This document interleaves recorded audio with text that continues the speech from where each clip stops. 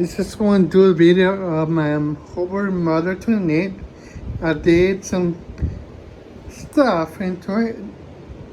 I made it going to use a hepa bags from a Kirby. You can see it. What I did, I used a car adhesive what they use in the body shops and molded into it.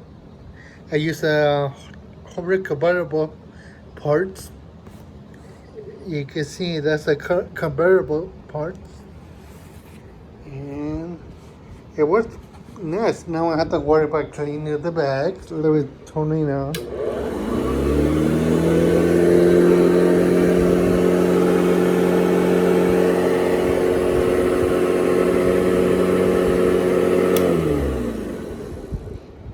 It was like a time. I'm gonna put this up and vacuum, okay? Well.